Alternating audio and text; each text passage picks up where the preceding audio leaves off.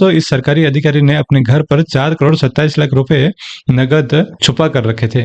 जो पैसा आप देख रहे हैं वो ओडिशा के माइनिंग ऑफिसर के घर से 4 करोड़ 27 लाख रुपए नगद मिले हैं। पैसा इतना कि नोट गिनने की मशीन तक लानी पड़ी, लेकिन इतना पैसा कहां, कैसे और क्यों छुपाया था आगे वीडियो में पता चलेगा।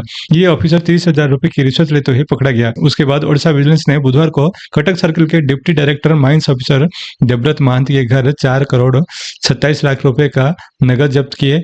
महांती ने लाइसेंसी कोयला व्यापारी से 30,000 रुपए की रिश्वत लेते हुए विजिलेंस के हाथों पकड़ा गया। आरोप है कि ये कोयला डिपो को बिना कोई रुकावट चलाने और काम आसान करने के बदले रिश्वत ले रहा था। फिर बाद में ओडिशा विजिलेंस ने रिश्वत मांगने की शिकायत मिलने के बाद एक ट्रैप ऑपरेशन जारी किया। उसके बाद इसको नगद 30,000 रुपए लेते हुए पकड़ा गया। गिरफ्तारी के बाद विजिलेंस की टीमों ने महांती और उनके करीबियों के कई ठिकानों पर छापे मारे। भुवनेश्वर वाले फ्लैट से सूटकेस, ट्रॉली और अलमारी से ढेर सारे पैसे मिले। इसके अलावा उसके ऑफिस में 1,20,000 रुपए नगद भी बरामद हुए हैं। और यही नहीं, विजिलेंस ऑफिसर सरोज कुमार सामल के मुताबिक 4 करोड़ 27 रुपए तो नगद ही मिले हैं। जहां सामने आया है कि महांती के पास भुवनेश्वर में 2 मंजिला मकान है। उसके अलावा इस ऑफिसर के नाम 130 ग्राम सोना है और 2400 स्क्वायर फीट का एक प्लॉट है जिसमें घर बन रहा है। महांती के नाम देश बैंक खाते हैं। मतलब सोचिए उस देश बैंक खाता में और लॉकर में कितना ज्यादा और पैसा होगा, उसकी गिनती होनी अभी तक बाकी है।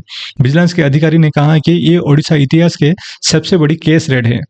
लेकिन खास बात यह है कि इस आदमी के खिलाफ पहले से ही भ्रष्टाचार का केस चल रहा है। एसपी सामल ने बताया है कि महांती के खिलाफ 2009 में भ्रष्टाचार का मामला दर्ज हुआ था।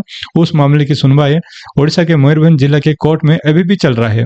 मतलब 27 साल से इसके खिलाफ केस चल रहा है, आज तक सुनवाई ही नहीं हुई है। मतलब पहली गलती की सजा नहीं मिली है, अभी दूसरी गलती की सजा कब मिलेगी ये तो भगवान ही जाने। मतलब इन सरकारी बाबू को कोई भी डर नहीं है। इतने साल हो गए हैं, आज तक इस आदमी को इसकी गलती की सजा नहीं मिल पाई है।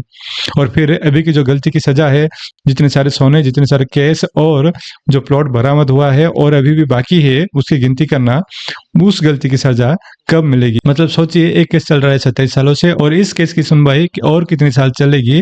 मतलब मुझे तो लगता है इस आदमी को इस जन्म में इसकी किया की सजा नहीं मिलेगी, क्योंकि हमारा जो देश का जुडिशियल सिस्टम है वो अलग ही यूनिवर्स में काम कर रहा है। हम सोचते हैं कि हमारे देश की उन्नति क्यों नहीं हो रही है, विकास क्यों नहीं हो रहा है, क्योंकि इन जैसे सरकारी बाबू अपने ही विकास में लगे हुए हैं और इनके पास देश का विकास करने के लिए समय ही नहीं है।